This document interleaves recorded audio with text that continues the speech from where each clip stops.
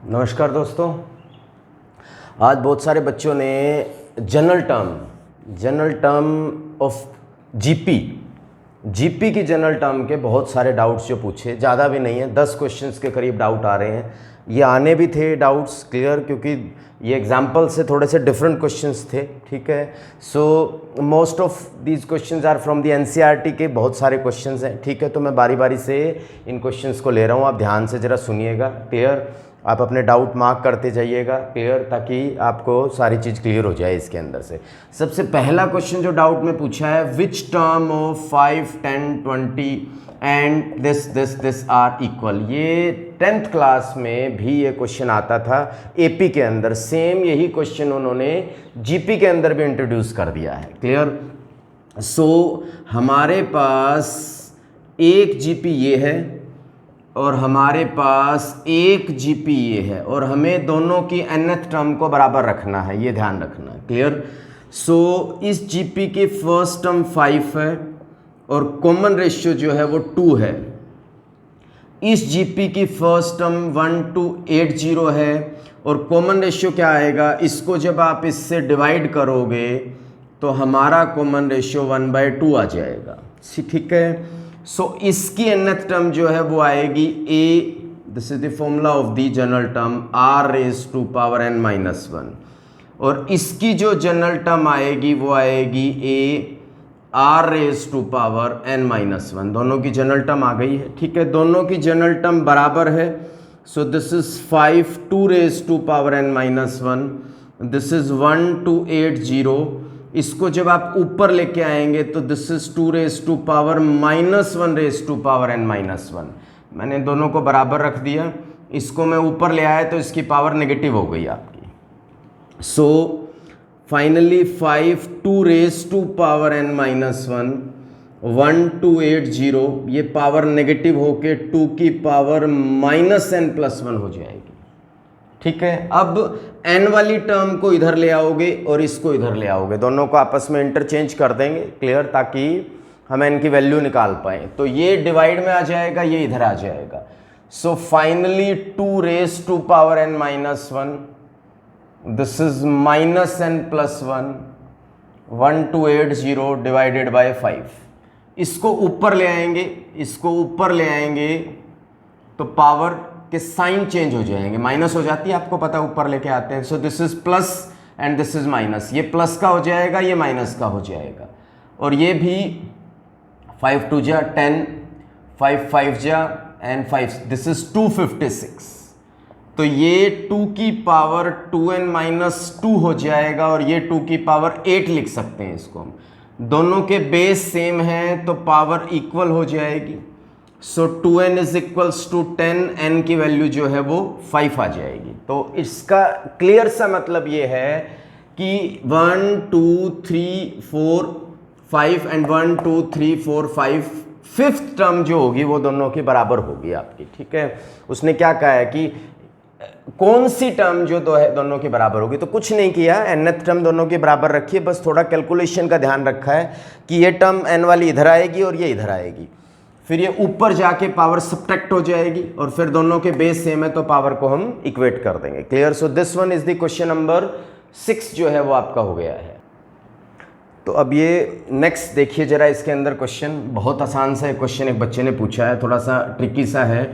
Third term is 4 और first 5 terms की product आपको बतानी है। थर्ड टर्म हमें 4 दे रखी है और फर्स्ट 5 टर्म की प्रोडक्ट बतानी है। ऑब्वियस सी बात है, इसका यूज यहाँ होगा ही होगा, पक्की बात है। अब सुनिए जरा ध्यान से, थर्ड टर्म 4 है, इसका मतलब AR² 4 है। आपको पता है थर्ड टर्म का फॉर्मूला AR² होता है। इनकी प्रोडक्ट निकालनी है, ये यूज होगा पक्का। यहाँ पे कैसे होगा, first term is A, this one is AR, this one is AR², this one is AR³, this one is AR4। ठीक है, ये निकालना है, हमें प्रोडक्ट करेंगे। सो A⁻5 हो जाएगा और R⁻3 3 6 10 हो जाएगा। ठीक है, सो इसको हम AR² की पावर 5 लिख सकते हैं।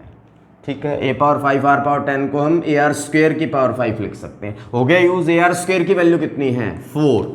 सो दिस इज 4⁻⁵, तो मल्टीप्लाई कर लेना, आंसर आ जाएगा आपका। क्लियर है? सो ये 10th आसान सा क्वेश्चन था आपका। ठीक है, अब ये सुनिए, बहुत अच्छा क्वेश्चन, एनसीईआरटी में ऐसे कई लेवल के क्वेश्चंस आपको दे रखे हैं। ठीक है, ध्यान से सुनिएगा। PQR AP में है, ठीक है, और आपको प्रूव करना है Pth Qth Rth term of A GP, मतलब ये GP का टर्म है, इसका मतलब इनमें GP वाले फॉर्मूले लगाने हैं। और ऑल्सो इन GP, ये खुद भी GP में होनी चाहिए।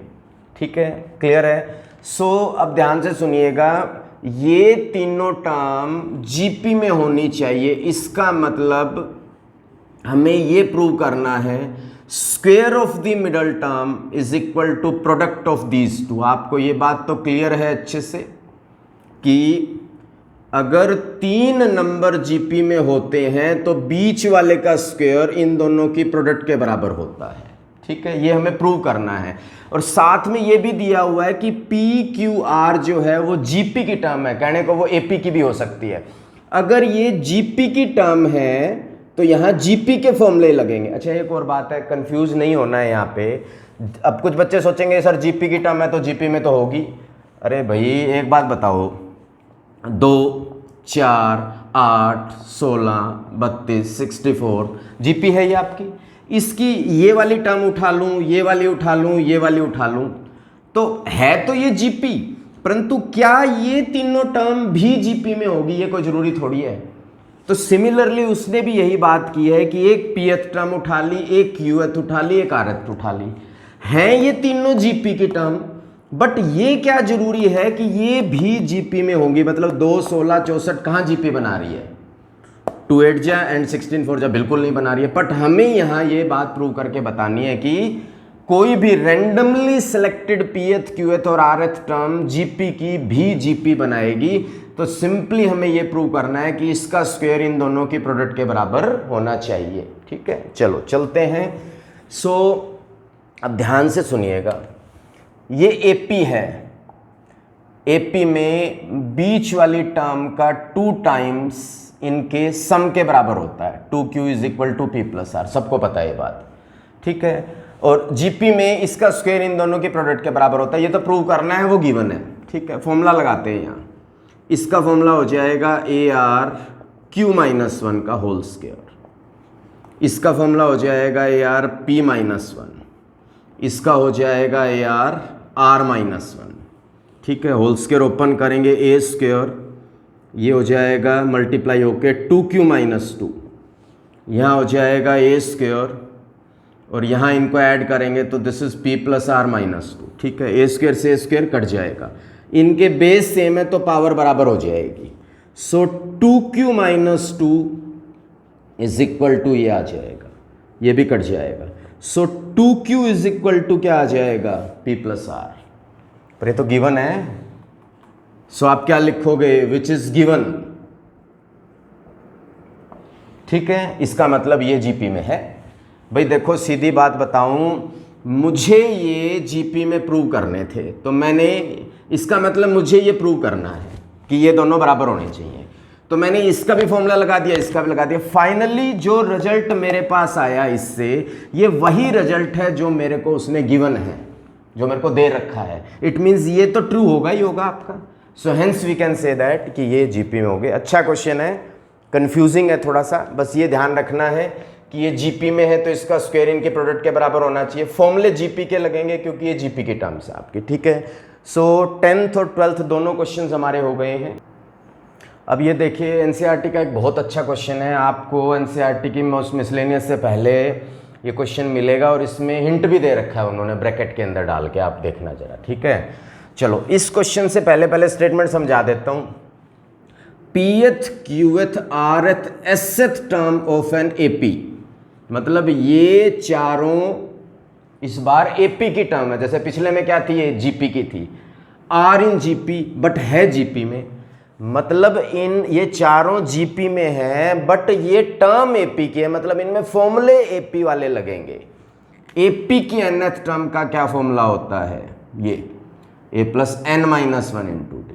ठीक है, इन चारों में AP का फॉर्मूला लगेगा बिकॉज AP की है ये, बट है GP में ये, है जीपी का मतलब रेशियो सेम है। अगर ये चारों जीपी में है तो इनकी रेशियो क्या होगी, सेम होगी। या square of the middle is equal to product of this two, square of the middle is equal to product, ये भी हो सकता है, बट मैंने ले लिया this upon this is equal to this upon this is equal to this upon this. Clear हो गया? ठीक है।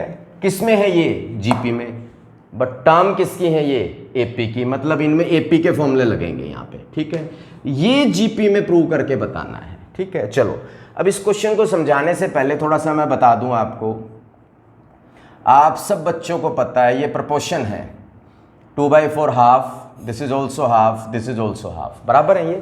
क्लियर? अगर प्रोपोर्शनलिटी के ऊपर सेम रूल फॉलो किया जाए न्यूमिनेटर और डिनोमिनेटर पे, तो वो भी इन्हीं के बराबर ही होगा। जैसे फॉर एग्जांपल अगर मैं ये माइनस कर दूं और ये भी माइनस कर दूं, तो इसको सोल्व करेंगे तो भी -1/2 -1 -2 कट के हाफ ही आएगा। ठीक है, मेरा कहने का मतलब है अगर इनकी रेशियो तीनों की हाफ हाफ हाफ है तो इन पर मैं कोई भी रूल लगा दूं so that is also half, वो भी हाफ ही आएगा। ये चीज ध्यान रख के चलना। ठीक है, क्लियर है? चलो अब सुनिए जरा ध्यान से कि ये प्रोपोर्शनैलिटी का रूल हो गया हमारा। ठीक है, अब मैं यही रूल यहां पे फॉलो करने जा रहा हूं, ध्यान से देखना। ये जीपी में दे रखी है हमें। ठीक है, पहले दो पेयर में ले रहा हूं, ये दोनों A Q by A P, A R by A Q बराबर है ये दोनों। तो इसमें से अगर मैं ये माइनस भी कर दूं और इसमें से ये माइनस कर दूं तो भी ये रेशियो इसी के बराबर आएगी। ठीक है, सो यहां फॉर्मूला अप्लाई कर रहा हूं, ए प्लस nth टर्म का फॉर्मूला एपी की, क्योंकि एपी की टर्म है, A plus Q minus 1 into D, और यहाँ भी लगा रहा हूँ A plus R minus 1 into D, पर बाहर माइनस है तो ये निशान बदल जाएगा। सिमिलरली यहाँ भी लगा रहा हूँ A plus P minus 1 into D, यहाँ भी लगा रहा हूँ A plus Q minus 1 into D. ठीक है, ए से ए कट जाएगा, ए से ए निशान चेंज हो गया। ये ब्रैकेट खोलेंगे, सो this is Q D minus D, this is minus RD plus D, this is PD minus D, this is minus QD plus D, क्योंकि माइनस से निशान बदल जाएगा, ये और ये कट जाएगा। यहाँ से D ऊपर से और नीचे से कॉमन आके कट रहा है, तो आपके पास P minus R by P minus Q रह जाता है। ये गलत है हमारा, शायद कुछ न कुछ, क्या गलती है, this is Q minus R, ऊपर गलती है हमारी, this is Q minus R और नीचे P माइनस क्यू। ठीक है, क्लियर है? चलो, मतलब इन दोनों को मैंने बराबर रखा, उसमें प्रोपोर्शनैलिटी का रूल लगाया तो ये आ गया। ठीक है, अब सिमिलरली मैं इन दोनों को बराबर रख रहा हूं, देखिए जरा ध्यान से साइड में, यही A R by A Q, A S by A R, A R minus A S, A Q minus A R. Formula लगाएंगे, this is A plus R minus 1 into D, यहाँ लगाएंगे ए माइनस हो जाएगा, ये यहाँ लगाएंगे क्यू माइनस 1 इंटू डी, यहाँ लगाएंगे माइनस हो जाएगा ये। ठीक है, ये कट जाएगा, ब्रैकेट ओपन करेंगे तो ऊपर आर माइनस एस आएगा जैसे इसमें आया था, और नीचे क्या आएगा, क्यू माइनस डी आएगा। ठीक है, सॉरी क्यू माइनस आर आएगा, क्यू डी माइनस डी और R D minus D cut के क्यू माइनस आर आ जाएगा। ठीक है जी, क्लियर है? सो फाइनली हमारे पास क्या आ गया, ये दोनों बराबर थे, किसके बराबर आ गए, इसके। ये दोनों बराबर थे, किसके बराबर, इसके। पर ये तीनों आपस में बराबर है, इसका मतलब ये दोनों बराबर आ जाएंगे। सो फाइनली हम क्या कंक्लूजन पे पहुंचे कि Q minus R P minus Q is equals to R minus S और P माइनस क्यू। ठीक है, क्लियर? क्या शो कर रहा है, sorry, R minus S Q minus R. ठीक है, Q minus R P minus Q and R minus S Q minus R. ठीक है, ये क्या शो कर रहा है? ठीक है, अब ये देखिए क्या शो कर रहा है, this upon this is equal to this upon this. इस इट मीन्स ये किस में आ गए, ये जीपी में आ गए आपके पास, ठीक है। तो यही शो करना था अपने को कि ये किस में होने चाहिए, जीपी में।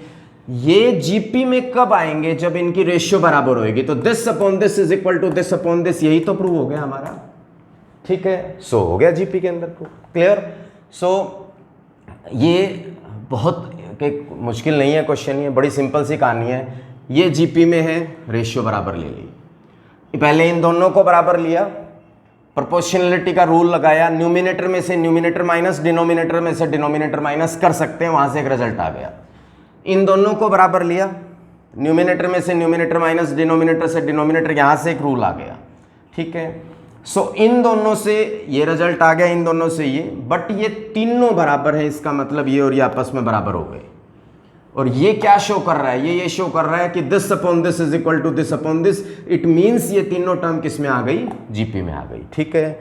सो ये आपका क्वेश्चन नंबर 16 हो गया है यहाँ पे। आप अब दो क्वेश्चन ये देखिए, एक है 21 का सेकेंड पार्ट, ये भी मैंने कराया था एनसीईआरटी में, ऐसे 3-4 क्वेश्चन दे रखे हैं।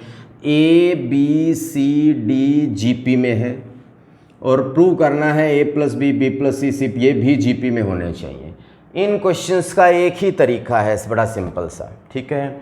सबसे पहले देखो, ये अगर जीपी में होने चाहिए तो मीन्स कॉमन रेशियो सेम होनी चाहिए, this upon this is equal to this upon this, या square of the middle term is equals to product of the other two होना चाहिए। Square of the middle term is equal to product of these two होना चाहिए, ये prove करना है अपने को, ठीक है।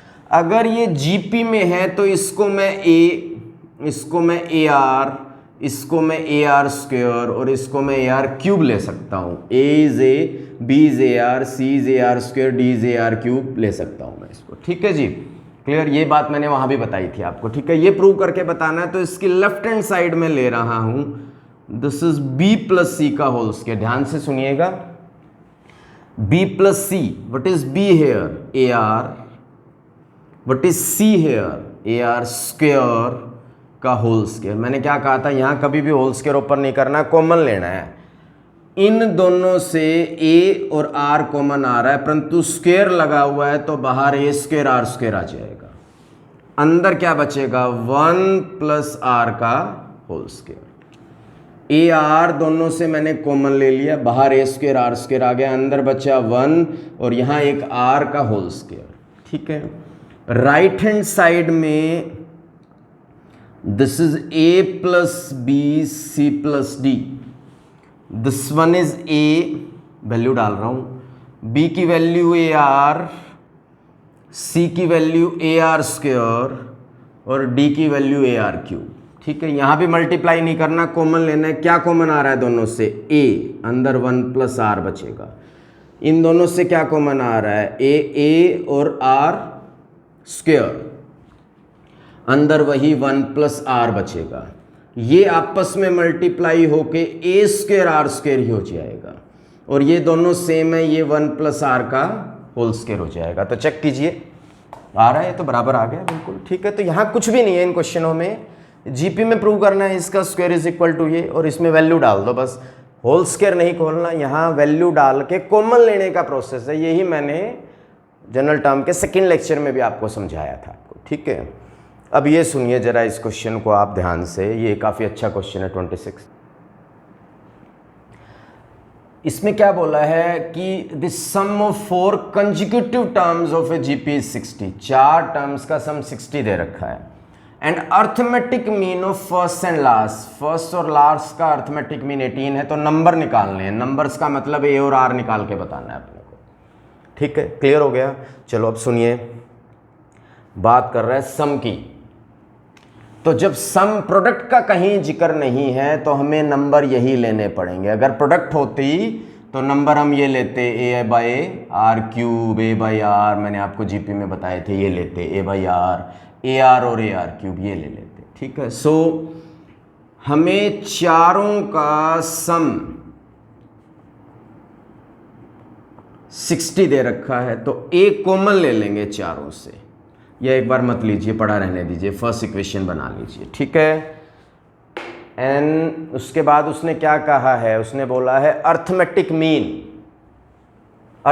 Mean of first and last, so a plus a are cube by 2 is equal to 18। Arithmetic mean कैसे निकालते हैं, this plus this by 2 is equal to 18। So a plus a are cube किसके इक्वल आ जाएगा, 36 के आ जाएगा, ठीक है। So this is equation number 2। अब आप एक काम कीजिए, ये वैल्यू पुट इन फर्स्ट में ये वैल्यू पुट कर दीजिए, a plus a are cube की जगह पे क्या रख देंगे 36, इन दोनों की जगह आ जाएगा 36 a r square is equal to 60। ये उधर जाके माइनस हो जाएगा, तो फाइनली a प्लस ये माइनस होगा तो आपके पास 24 आ जाएगा, ठीक है। तो आपके पास एक इक्वेशन और आ चुकी है, a r plus a r square is equal to 24, ठीक है जी। अब कौन कौन सी इक्वेशन हो गई, एक ये हो गई, एक ये, दिस इज थर्ड इक्वेशन, ठीक है। सो आपके पास सेकंड इक्वेशन जो है, सो दिस इज 36 और ए कॉमन ले लिया, यहां से ए आर कॉमन ले लेंगे, सो दिस इज 24। तो हमने क्या किया, सेकंड को थर्ड से डिवाइड कर दिया। आपको पता है जीपी में हमेशा दो इक्वेशंस को डिवाइड किया जाता है ताकि ए और आर निकल सके आपका, ठीक है। सो अब यहाँ देखिए ध्यान से, यहाँ फॉर्मूला लग रहा है A cube plus B cube का। A cube plus B cube की आइडेंटिटी होती है A plus B A square plus B square minus A B. So this is 1 plus R square minus R, this is A R 1 plus R, ठीक है। और ये 12 से cut जाएंगे 3/2, clear. सो ये कट जाएगा, ये कट जाएगा, क्रॉस मल्टीप्लाई करेंगे, this is 2 plus 2r square minus 2r and this is 3r। इसको इधर ले आएंगे, 2r square minus 5r plus 2 is equal to 0, clear है। इसके फैक्टर्स बना लेते हैं हम, ये फैक्टर्स आ जाएंगे। सो इसके फैक्टर आ जाएंगे 2r minus 1 and r minus 2 is equal to 0। तो यहाँ से r की वैल्यू एक बार हाफ आ रही है और एक बार क्या आ रही है, 2 आ रही है, ठीक है। ध्यान से सुनिएगा, चारों नंबर का सम 60 है, फर्स्ट और लास्ट का मीन कैसे निकालते हैं, डिवाइडेड बाय 2, ठीक है। ये वैल्यू उठा के इन दोनों की जगह पे रख दी, दो इक्वेशनें बन गई, दोनों को डिवाइड कर दिया, आइडेंटिटी लगेगी इसमें, ध्यान रख लेना। आर की दो वैल्यू आ गई, ठीक है। अब ये दोनों वैल्यूज उठा के कहीं भी रख दो, यहाँ रख दो, ज़्यादा आसान है। So this is A plus A, यहाँ रख रहा हूँ, ध्यान से देखना, दिस इज 1/2 का whole cube is equal to 36। So a plus a/8 is equal to 36, ठीक है। So this is 9a/8 is equal to, तो यहाँ से a की वैल्यू क्या आ जाएगी भाई, 9 4 जा एंड दिस इज 32 आ जाएगी a की वैल्यू, ठीक है, पहले केस में। और दूसरे केस में 2 जब यहाँ रखेंगे, so this is a plus a into 8 हो जाएगा, ये 9a is equal to 36, a की वैल्यू क्या आ जाएगी, 4 आ जाएगी, ठीक है। सो फाइनली हमारे पास क्या आ रहा है, दोनों केसेस में हमारी a की वैल्यू और r की वैल्यू आ चुकी है, ठीक है। बस अब कुछ नहीं करना आपको फाइनली, कि अगर हम this one is the question number 26। So yes, बिल्कुल एग्जैक्टली सही चल रहे हैं हम, बिल्कुल। ये R और ये A, ठीक है, ये यहाँ रखेंगे, 4 नंबर आ जाएंगे। फिर ये A और ये R, ये भी यहाँ रखेंगे, 4 आ जाएंगे। तो 2 अलग अलग कैटेगरी के आपके नंबर आ जाएंगे। बड़ा क्वेश्चन है बट आसान है, आपको मैंने समझा दिया, आगे बस वैल्यूज ही पुट करनी है आपको। तो अब एक ये क्वेश्चन भी देखिए, this is the question number 22। ये भी पूछा है कई बच्चों ने, आसान सा क्वेश्चन है कि 3 नंबर A B C हमें जीपी में दिए हुए हैं, ठीक है। इन 2 नंबर के बीच में, A और B के बीच में x अर्थमेटिक मीन है, मतलब ये एक AP बन गई तीनों की अलग से। ऐसे इन दोनों नंबर के बीच में y भी एक अर्थमेटिक मीन है, ये एक अलग एपी तैयार हो गई आपकी, ठीक है। और आपको ये दो पार्ट प्रूव करके बताने में एक कर देता हूं, दोनों सेम प्रोसेस पे चलेंगे आपके, ठीक है। तो यहां से बनाते हैं, ध्यान से देखिए, अगर ये जीपी में है तो square of the middle term is equal to इनकी प्रोडक्ट आ जाएगी, ठीक है। अगर ये एपी में है तो यहां से x is equals to a plus b by two, या 2x is equal to a plus b, आपको पता है। यहां से y की वैल्यू क्या आ जाएगी, b plus C by two. तो एक रिजल्ट ये तैयार हो गया, एक रिजल्ट ये, दोनों तो AP से हो गए और वो GP से तैयार हो गया, ठीक है। पहला पार्ट इसका मैं ले रहा हूं, लेफ्ट हैंड साइड ले रहा हूं मैं। So this one is a by x plus C by y, ठीक है। Put the value of x here, so this is a plus b by two, कुछ नहीं, वैल्यू डाल देनी है बस। और यहां भी y की वैल्यू डाल देनी है, y की वैल्यू क्या आ जाएगी, b plus C by two, ठीक है। ऊपर चला जाएगा ये। So this is 2a by A plus B, this is 2c by B plus C, ठीक है। दोनों से 2 कॉमन ले लेते हैं और अंदर a प्लस बी और b प्लस सी एलसीएम आ जाएगा, ठीक है। 2 बाहर आ जाएगा, एलसीएम लेंगे तो b प्लस सी इधर जाएगा, this is A B plus A C, ये इधर जाएगा। So this is A C plus B C, so this is 2 A B plus B C plus 2ac, ऐसे इसको मल्टीप्लाई करेंगे। This is A B plus B C, A B plus B C and then A B plus A C. Clear है? यहां तक सब बच्चों को clear हो गया अच्छे से, ठीक है। सो चेक कीजिए जरा कैसे वैल्यूज हमने इसमें पुट, तो चेक किया आपने कैसे वैल्यूज हमने इसमें पुट की है। So this one is A b, this one is A c, this one is b square, यहाँ मिस्टेक है, this is b c, this is A b, this is A c, then b square and this one is b c, ठीक है। यहाँ तक clear हो गया। चलो जी, ऊपर आपके पास बिल्कुल सही जा रहे हैं, A B plus B C plus 2ac, upon में क्या आएगा, ए बी। अब ध्यान से देखिए, ये रिजल्ट यूज नहीं हुआ, B square is equal to A C, यहाँ बी स्क्वेयर की जगह हम क्या ले लेते हैं, ए सी, और ये भी एक ए सी है आपके पास।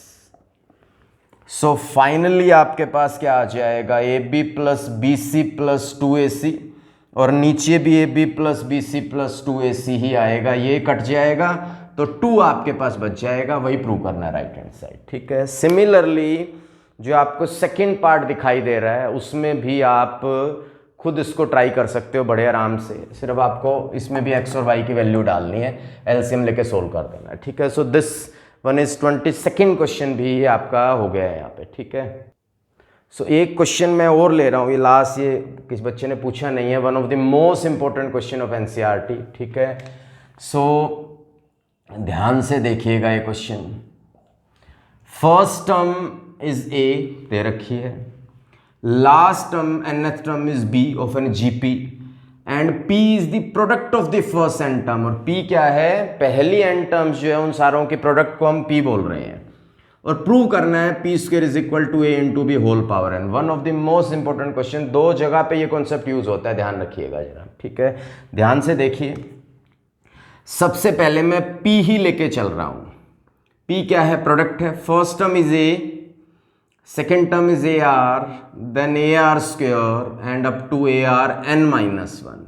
This one is A, this one is A into R, AR square and last term आपको पता ही होती है, ठीक है। सब मल्टीप्लाई हो रहे हैं, ध्यान रखना।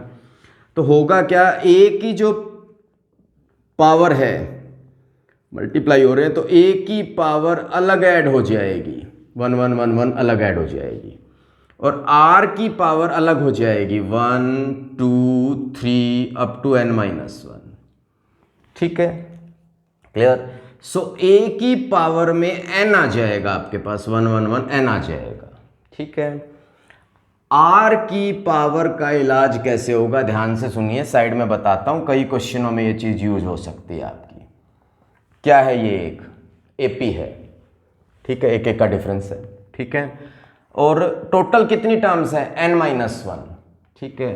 AP का सम होता है n/2 a plus l, n is the total number of term, तो टोटल नंबर ऑफ टर्म्स कितनी है n-1/2। a plus L, a is the first term, l is the last term, cut जाएगा तो finally n into n-1/2 आ जाएगा। ठीक है, सो r की power में ये आ जाएगा। ठीक है, तो मैंने इसका सम अलग से आपको फाइंड आउट करके बता दिया। ठीक है, सो फाइनली हमने किसकी वैल्यू निकाल ली है, ये किसकी वैल्यू है, ये p की वैल्यू है ये हमारे पास। ठीक है, अब हमें p स्क्वायर लेके चलना है, अब ले रहा हूं लेफ्ट हैंड साइड में p स्क्वायर। सो